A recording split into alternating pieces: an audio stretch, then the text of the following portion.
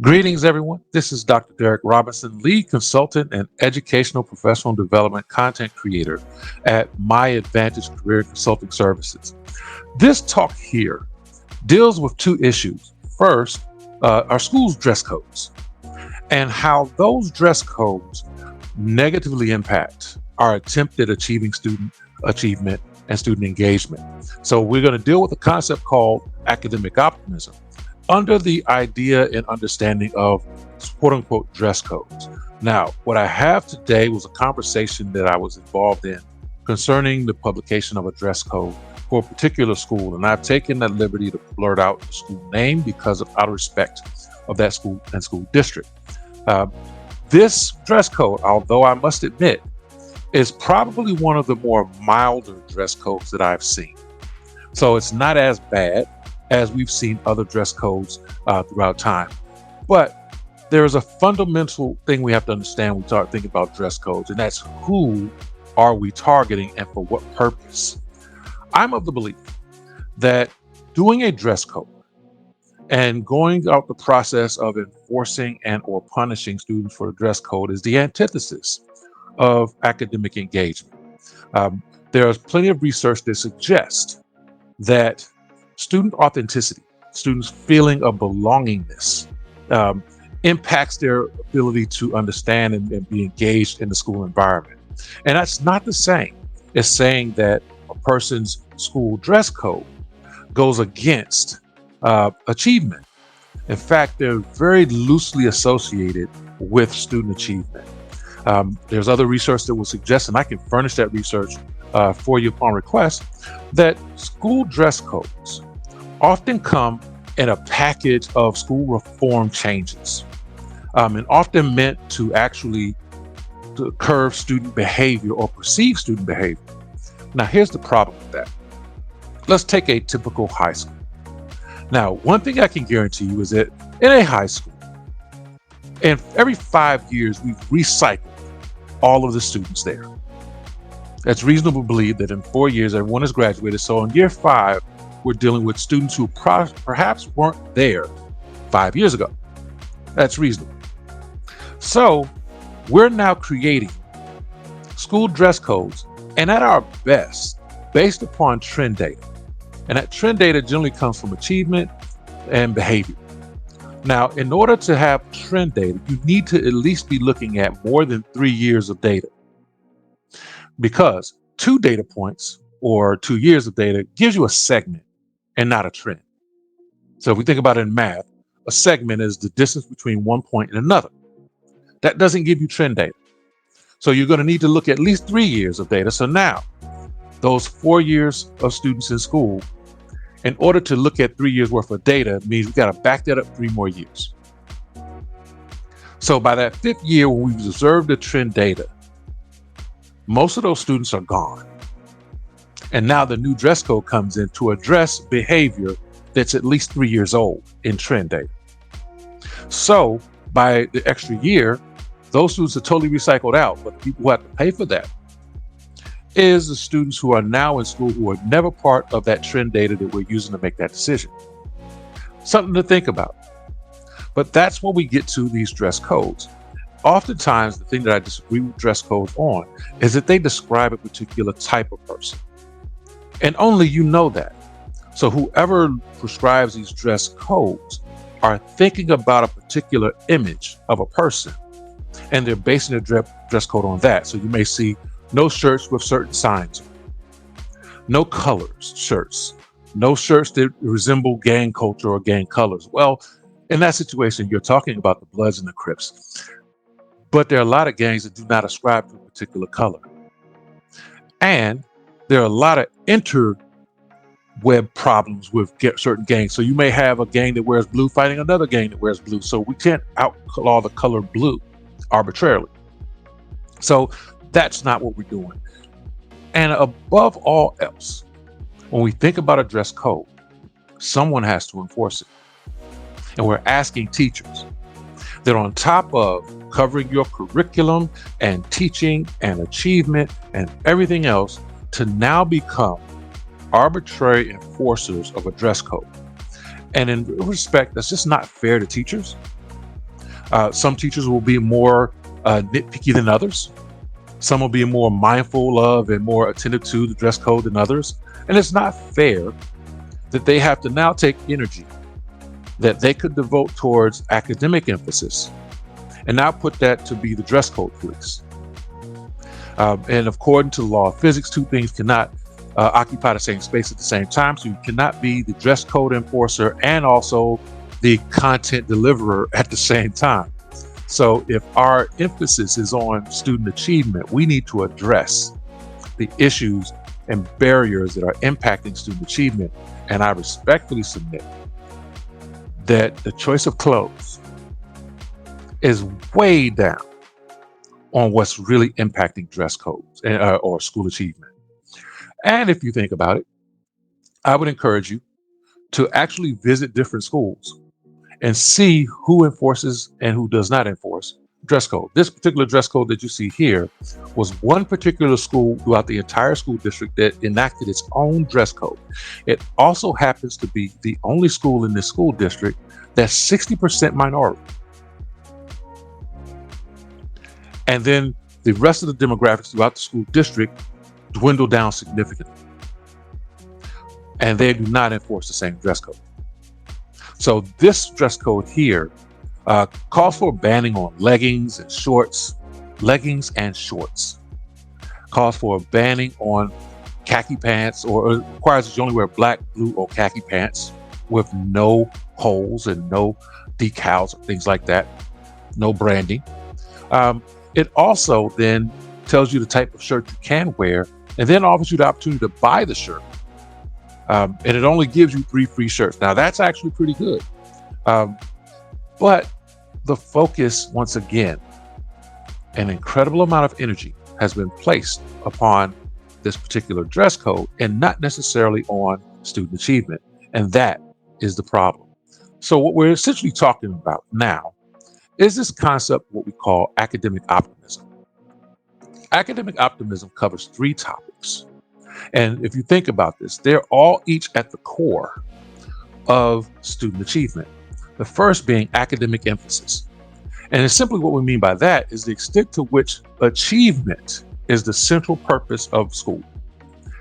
That's the reason why you're here, is student achievement.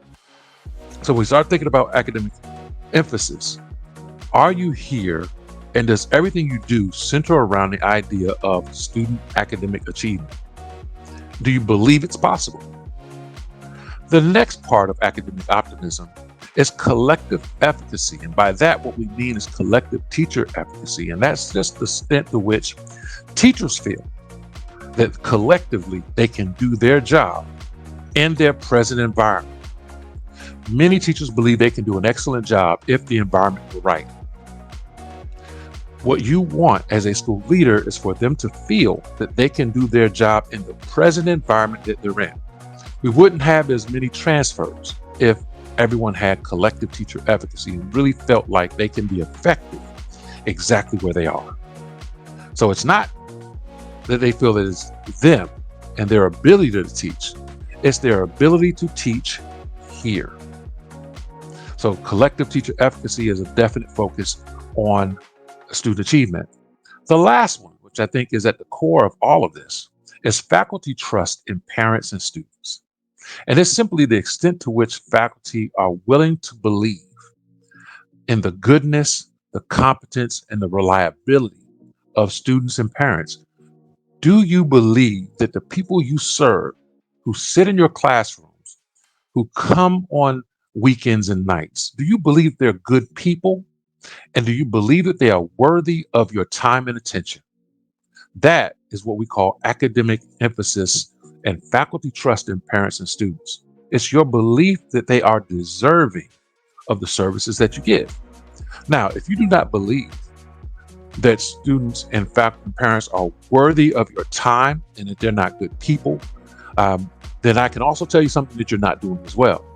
You're probably not planning, because no one puts gas into a car that they believe has a blown out engine. So if you don't believe the car works, you don't go put gas in, particularly with today's gas prices. So that's another important part. And all 3 of these, make up what we call academic optimism. Now, it goes even further than that. What is the connection between academic optimism and student achievement? Well, we know from research that the correlations between academic optimism and math and reading proficiency are moderate to high, which is really good if you're talking about quantitative analysis and correlation.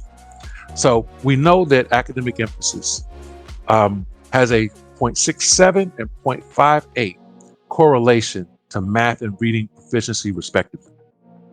We know that collective efficacy has a 0.7 and 0.6 correlation to math and reading proficiency.